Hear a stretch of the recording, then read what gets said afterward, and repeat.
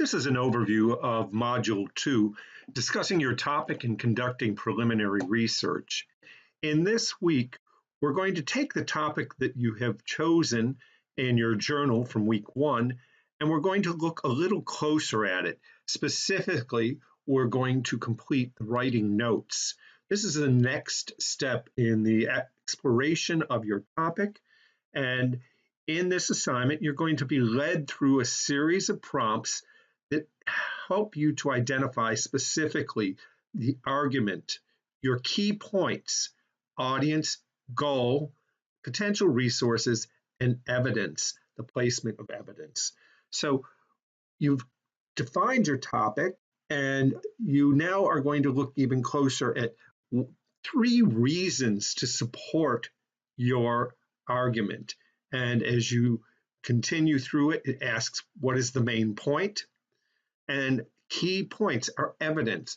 They should be sort of like a subhead. There's something that can help you organize the ideas for each paragraph.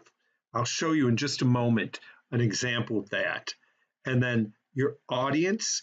And the audience is not me. I'm not your audience. If you're writing about childcare, I have no stake in childcare. The purpose of the persuasive essay is to write about a topic that you would like to influence people to come and see your side of that argument. And remember, it is an argument, not in he said, she said, but it is a debate where there are 2 sides.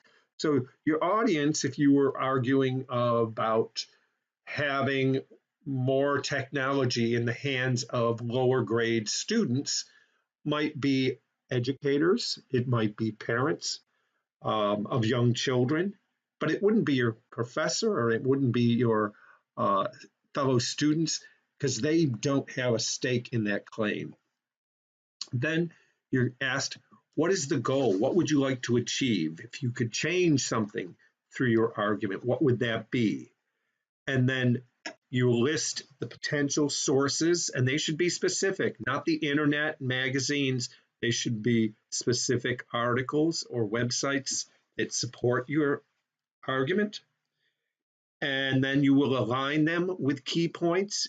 Each point, each specific claim should have a resource, an article, a journal article or website that has specific information that supports your key point. And then it talks about strategic placement of evidence. Strategic placement of evidence means where exactly in the essay will you place your research. Let me give you a quick glance at what that might look like. Here we have students' work, and starts right off, my argument is, and then argument is armed guards should be in public schools. She tells why. And then my first evidence is they can help the school identify students at risk. The second is armed guards can make the school safer. And the third piece of evidence is they're typically former military or police officers, so they're trained in gun safety. So here are 3 major areas she'll explore in this essay.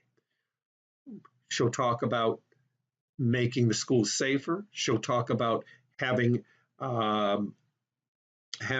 experience with at-risk students and at-risk people.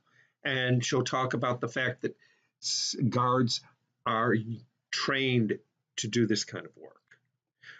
In the writing notes, she continues and says, my audience would be students, their parents, and staffs at public schools.